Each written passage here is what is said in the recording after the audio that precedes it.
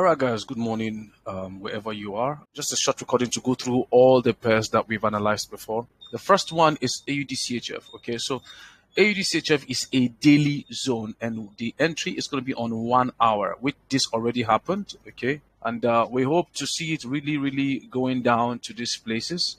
Let's see how it goes. Let's see how it goes. It's too early to be rejoicing over this, but for those who do intraday, you can just take profit on this. AUD it's in a previous structure. Look at this, it's in a previous structure, but I'm not trading that. I'm trading just demand and supply. I don't want to go into that. Okay, there's nothing on the daily time frame for me to work with. ADGPY nothing. Then cat CHF, okay, nothing also. It didn't get to the zone, and I like to trade either the supply zone or the demand zone. Now, why did I pick this guy? This guy is a what? Previous support becoming resistance. Now it's because it's in a supply, so it's either market goes up to this place and it drops, or market goes into this place. So wherever it is, I would prefer it. Cat JPY, anything on Cat JPY? Nothing yet. As for Euro AUD, some people might think the market is moving already, or on 30 minutes you have a very good engulfing here, but it's not in the zone, so I'm not going to risk this. It's not in the zone. Euro card. Okay, so I'm already buying Euro card. I've been buying Euro card from this point.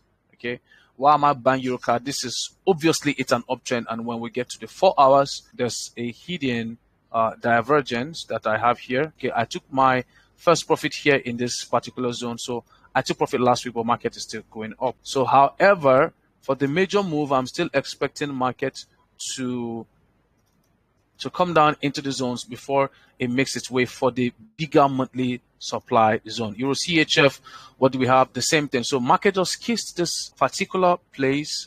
Though I'm not so comfortable with it, I can't get in. This guy might be pushing up. Okay, Euro NZD, there's nothing for now. Euro USD, now this is a weekly zone. Okay, now look at the zone on the week, this particular zone, because we have a break of structure here, then we have a change of trend. So I'm expecting that, yes, market touched this once, but I'm expecting that if market makes a reaction here, I would be able to sell properly. Okay, so it's not a daily zone like I posted in the group this morning. It's not a daily zone, it is a weekly zone. So I'm going to be expecting my confirmations on the 4 hours. All right, if this guy gets in, good. I'm going to hold it down to this place and see what will happen. GBP AUD, so this is 78.6. If market comes to this place, good and fine. You have a low, a high, higher low, higher high, higher low, higher high, higher low.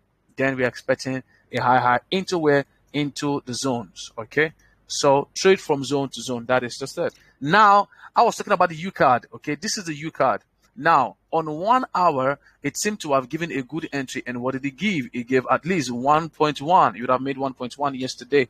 But however, it did not work out because it's a weekly zone. See it? It's a weekly demand, and it has to be on 4 hours. So now, is there any confirmation on 4 hours? No, there is no confirmation at all. So if you're trading on 4 hours, you would have saved yourself of this. If this guy breaks to the low side, all right, I'm going to delete this, and I'm going to have a new zone here. Now, another reason why this guy might not work, let's look at it carefully, is because if we take it from here to here, it has not necessarily gotten to 50%, guys. Do you see it? So when it comes to this particular demand, it will be in 50% to 61.8%, and that's going to be the golden zone. So these are the reasons why you don't just place a trade on pending order and you just expect it to move like that. No. So I have 279 pips because I sold from this very point. I sold down. So this is like 200 and something pips. Let's check it out. Exactly. See it? 27. Yeah, exactly. Now let's get to NZHF. NZCHF. So market has not really gotten into the zone I would want. This is a weekly zone, right? Is it weekly? No, it's a daily zone. Okay, so this is a daily zone. Why did I use this as a daily zone? I use this because of this guy here. And all this gaps. Okay, there are orders in this place. So I prefer market to get into this place, all right, before it starts selling down. USD market, I would prefer market get into this place before it sells. But however, if market comes back into this place, I would also want to buy. Why am I going to buy? Because USD is going up. USD is going up. Okay, so if it comes here, I will just continue buying. Look at it. I will continue buying to where? Extension.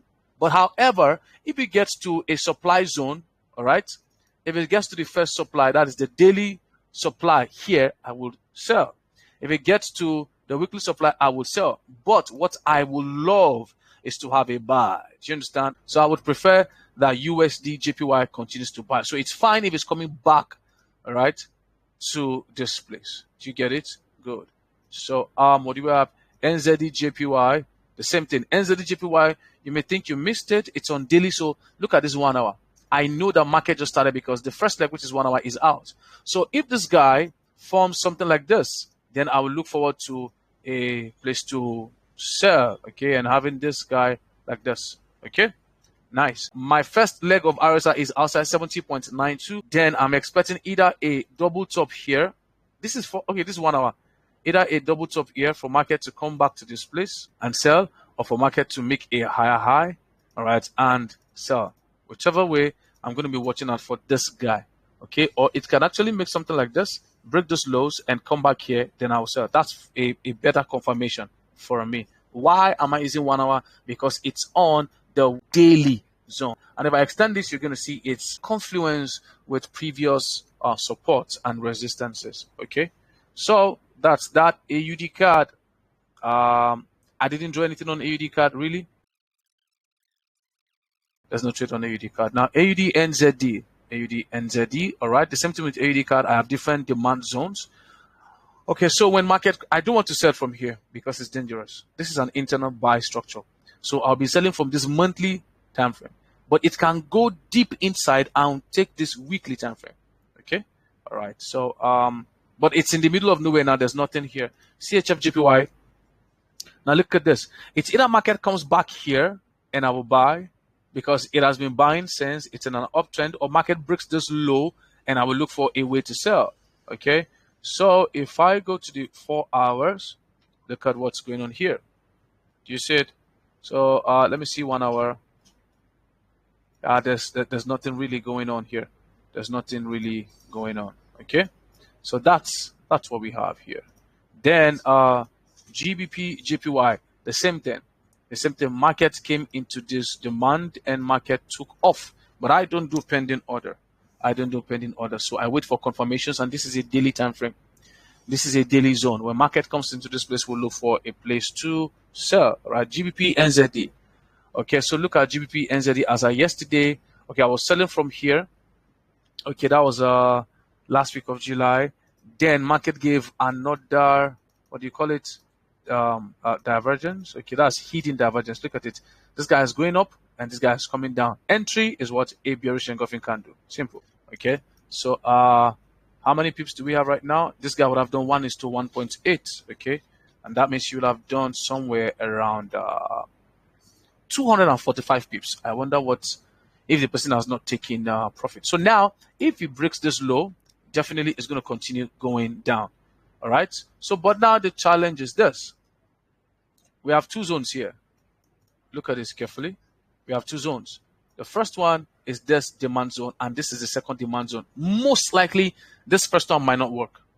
From experience, this first one might not work. It's going to be this second one that is going to work out. But that's why we have confirmations. Let's look at it and let's see how it's going. Why are we buying? We are buying because of this guy. All right. So we have this,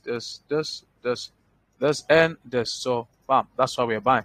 Buying to where? Look at this, the extension. Right. We are buying to the extension.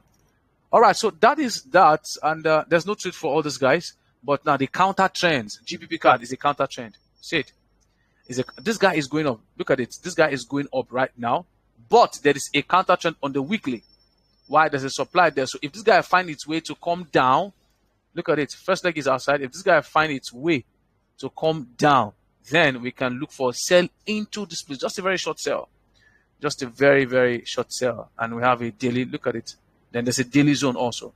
Look at the trend line.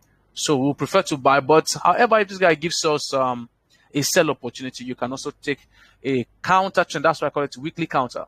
GBP CHF is also a counter trend. Okay, it's a weekly counter sell. Why? If we go to the weekly, there's a change of trend here already. Okay, but however, whether it is counter or it is a you're following the trend, you will get to this place first, which is the daily zone.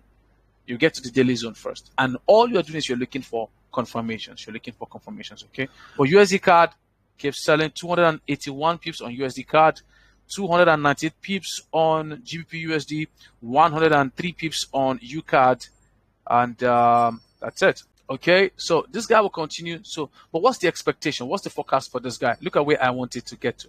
That's where I wanted to get to. Okay, AUDUSD, there's nothing really on AUDUSD that I'm going to really say, except I want to be trading internal trend. Internal trend, I can say, okay, let us sell this guy. All right, but I'm not going to sell this guy. It's not really safe for me. Actually, it's not safe for me. Okay, so that's it, guys. So I'm in EG, I'm in GU, I'm in UCAD, and I'm in ECAD. All right, so please trade with care and trade with proper risk management. I'll see you during the week for another update to see how the trade goes. Don't trade with pending order, trade with confirmations, whatever your own confirmation is. If you prefer divergence, fine. If you prefer break of structure and a retest on the lower time frame, so just go to the lower time frames and just look out for what the confirmations will be. All right, thank you very much, guys, and I will see you much later. Bye bye.